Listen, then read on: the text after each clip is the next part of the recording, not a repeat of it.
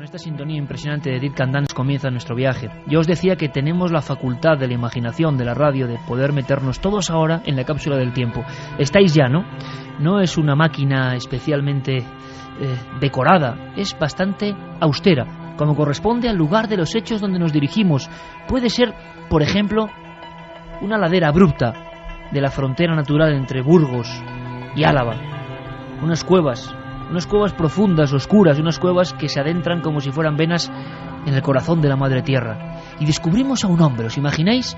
Yo estoy viéndole casi. Es un hombre barbado, un hombre que incluso parece descuidado, desnutrido, un hombre que apenas sin nada ha construido su propia guarida para morir con las propias manos, que ha elegido la oscuridad como camino, que quizás se ha apartado de la iglesia. Este sería uno de tantos que comenzaron aquel éxodo extraño, casi desde el principio del cristianismo, y que no se comprende muy bien, o quizás sí después de esta noche. Yo le preguntaría al buen hereje, que ahora se gira poco a poco, apoyándose en su cayado, como si alguien, y es verdad, molestase en su morada. Simplemente le preguntaría al hereje: ¿quién eres? Soy un buen cristiano. Un hombre que hace tiempo decidió seguir la senda de la luz y apartarse de las tinieblas que dominan la Iglesia de Roma. ¿Y qué es lo que haces aquí, en este lugar tan oscuro? A través de la oscuridad y el silencio, en comunión con la más absoluta soledad, en las entrañas de la tierra modelada por el Creador, estoy cerca del Espíritu. Hereje, ¿durante cuánto tiempo estarás aquí? Aquí, mi cuerpo está sepultado, pero mi alma aspira a los cielos. He cavado con mis manos este espacio de purificación. Mi carne aquí yacerá y regresará. ¿Por qué elegiste, junto con otros, esta escarpada ladera? Es un lugar sagrado, una verdadera iglesia de los pobres. Viendo tus ropas, viendo tu escasez, viendo tu casi falta de alimentos, me pregunto, y seguro que muchos amigos que están al otro lado del tiempo, ¿lo dejaste todo para estar ahora mismo aquí? Todo y a todos. Renuncio a cualquier placer, a cualquier espejismo de las fuerzas del mal que han podrido nuestro mundo.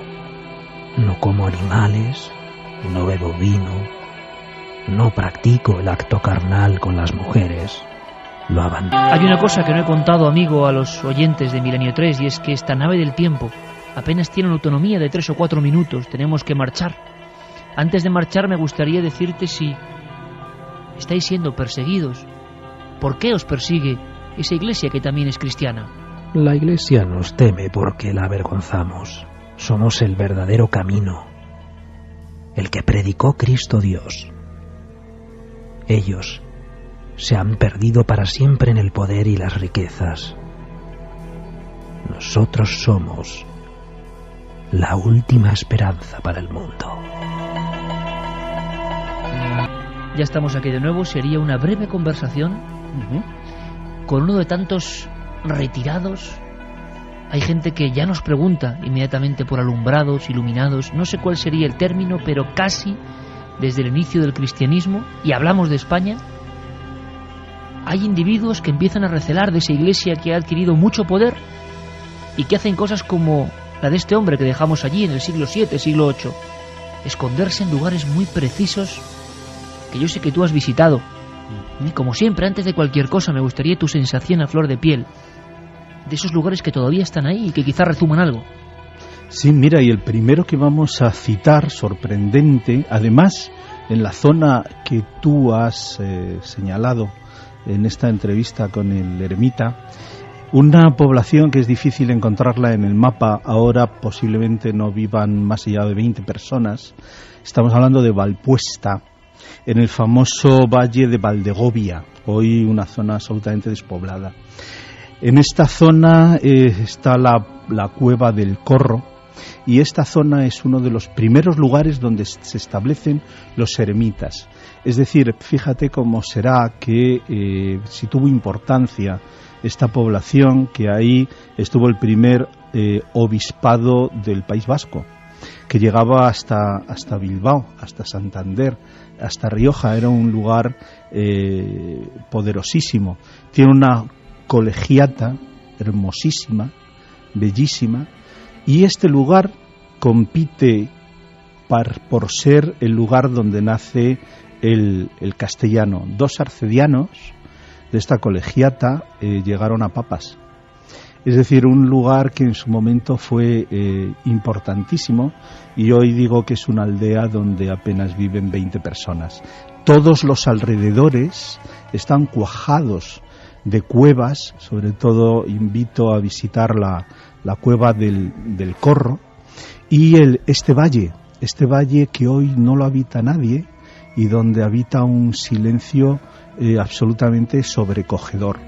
Esta zona está situada en la frontera entre Burgos y Vitoria. Es una zona absolutamente maravillosa, y efectivamente ahí, en esa época en que tú te citas, existían estos eremitaños que sí estaban, en cambio, regidos por una regla, lo que llamaban la regla communis, que ellos mismos, entre todos, aceptaban, digamos, unas reglas de juego para hacer determinadas actividades conjuntas, aunque la mayoría de ellos siempre... El compañero Pablo Villarrubia ha estado recorriendo cámara en mano esa comunidad, esas fronteras burgalesas y alavesas. Hay más sitios en España que podríamos llamar casi la Capadocia española. Cuevas profundísimas, cuevas donde hay signos, algunos todavía no descifrados, signos que hay quien asegura que son esotéricos y que se corresponden con viejas herejías que vamos a conocer esta noche. ¿Habéis oído hablar alguna vez de Pristiliano y de lo que lió realmente en cierto momento? Un hombre que oraba, dicen, desnudo, que permitía a las mujeres ser sacerdotisas, que daba importancia a los evangelios apócrifos y que fue ejecutado. ¿Sabéis que dicen que su cuerpo puede estar, entre otros lugares, en la tumba del apóstol Santiago? Pero hoy hay muchas herejías cuyos nombres incluso van creciendo en el tiempo. Ultraístas, patarinos, adamitas, hermanos del libre espíritu, adopcionistas. Algunos incluso hasta no solo se retiraban y simplemente se comunicaban con Dios sin intermediarios, sino que llegaron a ser un peligro físico para la Iglesia. ¿Qué fue de todo aquello? Ahora todo está en el silencio, que dice Sebastián Vázquez, un silencio de siglos, un silencio de lugares donde pasaron muchas cosas y en los que queremos arrojar luz. Pablo estuvo allí y nos dejó esta postal sonora. Algunas de ellas en acantilados impresionantes, farellones, uno se pregunta cómo llegaron allí, cómo aquellos hombres, aquellos eremitas pudieron descolgarse de esas paredes para escarbar con sus propias manos, con instrumentos muy básicos, muy primitivos, muy rústicos, aquellas grutas, algunas de ellas con más de 10 metros de profundidad. Varias de esas ermitas, como la de Santorcaria, las de Laño, las gobas, las llamadas gobas, que son bastante impresionantes porque en estas estamos hablando también de pequeños altares donde aquellos ermitas y ermitaños depositaban reliquias de santos, que algunas de ellas traídas de muy lejos, posiblemente de Egipto. Podemos ver incluso primitivos altares. Hay quien dice que hay pilas bautismales, algunos signos como el de una serpiente, algunos nombres que no se pueden leer. A Pablo le llamó la atención algo que vamos a preguntarle a Sebastián.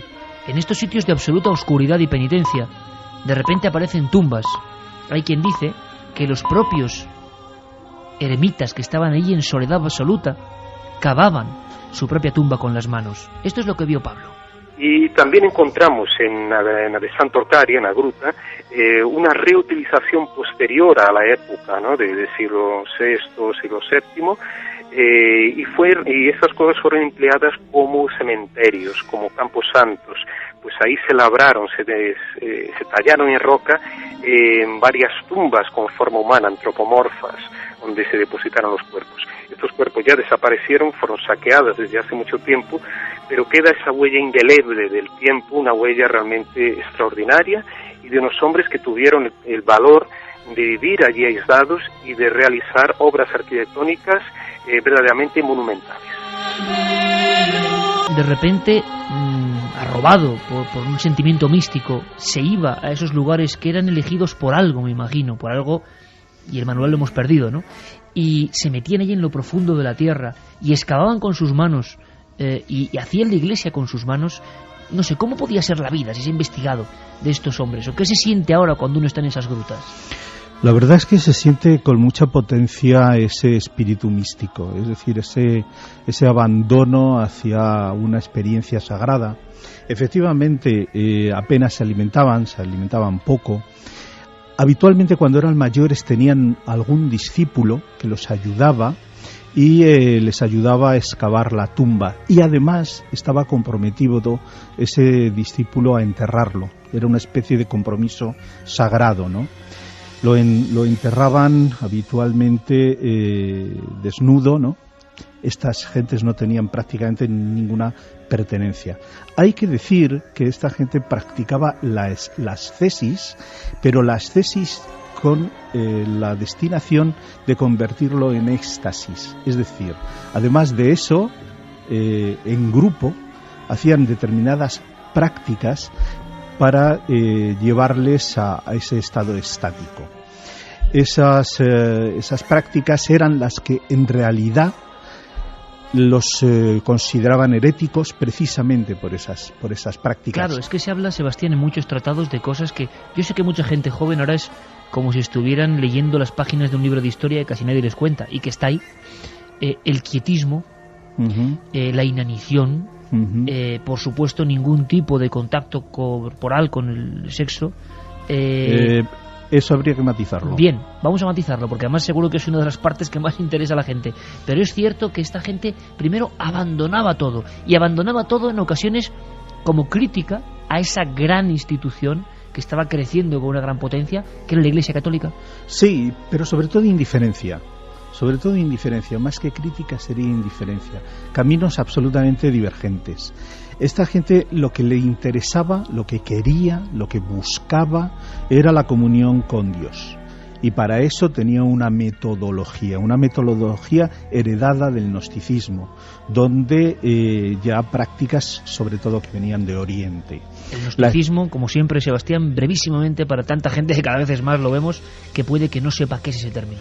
Digamos, el gnosticismo es la agrupación de una serie de, digamos, doctrinas que nacen en el cristianismo, pero que ya muy primitivamente, siglo II hasta el siglo IV, se separa de la oficialidad de la Iglesia y pretenden, gnosticismo viene de gnosis, de conocer, de que se puede acceder a una gnosis, a una conciencia y a un encuentro con Dios sin intermediarios. Pero una cuestión también, el gnosticismo, lo importante es que no solamente recoge doctrinas cristianas, sino precristianas, queda claro en los textos de Nag Hammadi, que prácticamente son de los únicos que aparece el gnosticismo. Perdón por la interpequeñez. No, vamos a hacer una cosa, Juanja, incluso vamos a hablar ahora de algunas herejías muy importantes en España, Sebas, si te parece, y incluso algunos herejes y herejías que daban mucha importancia precisamente a esos textos gnósticos o textos apócrifos. Sí, o sea, encima se hacía caso a lo que la Iglesia había prohibido. Exacto, y efectivamente se producía un trasvase de otras culturas y de otras formas. Por ejemplo, una muy importante, es decir, hasta el culto a Mitra. El culto a Mitra llega con fuerza a España, ese culto a Mitra que se celebraba en cuevas, la importancia de la cueva, ese culto taúrico, ese sacrificio del animal. Bien, pues ese culto a Mitra hasta el siglo IV está presente. O, por ejemplo, las danzas sagradas en las que en ocasiones había un fuerte contenido sexual, y eso está claramente incorporado del paganismo, es decir, de las religiones grecorromanas. Es decir, hay una importación de otras culturas. Por ejemplo, en el caso que ahora mencionaremos de Prisciliano, eso es evidente. En su acusación, una de las 4 acusaciones a Prisciliano era precisamente esas danzas nocturnas. Danzas nocturnas, orar desnudo, creo que impartir en ocasiones la Eucaristía con leche y uvas. Leche y uvas, la astrología. Astrología, textos antiguos. Bueno, ¿quién es este personaje que nos va a hacer aprender? Bueno, pues va a haber diferentes opiniones. Hay gente que puede pensar, hombre, claro, Sebastián Vázquez, ni más ni menos, una figura de la heterodoxia, ¿qué nos va a contar? Pues va a tirar hacia su lado, ¿no? Pueden pensar mucho, yo no lo pienso, pero por eso tenemos también algunas intervenciones de gente que puede pensar distinto, o no, quién sabe. ¿Qué te parece si escuchamos ni más ni menos que a José Carlos Martín de la Hoz, que es el director para la causa de los santos del Opus Dei, y que es un especialista en historia de las herejías y de esos cristianismos marginados? Bueno, pues le preguntábamos primero por este mapa visual.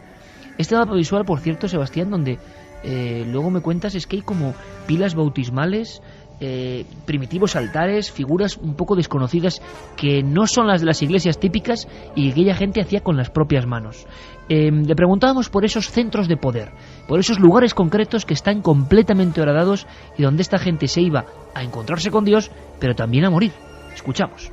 Bueno, los lugares de oración, a partir de las persecuciones que tienen lugar desde el año 60 y se van sucediendo hasta el año 314, los cristianos, al ser perseguidos, descubren el desierto, descubren los lugares apartados donde pueden hacer oración.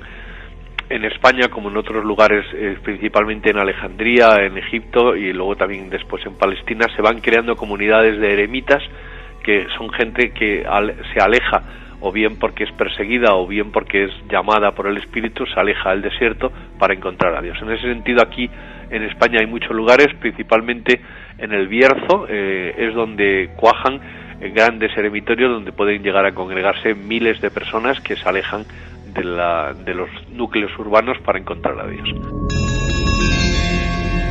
Asentía, Sebastián, en el Bierzo, otro lugar de poder importante. Efectivamente, ahí hay una zona, en varias zonas, pero vamos, lo que es ya el Valle del Silencio, el llamado Valle del Silencio, es una zona clásica. Efectivamente, tenían altares, pero las pilas bautismales no eran tales, sino que eran pequeñas piscinas, porque el bautismo y ritos de purificación lo hacían por inmersión.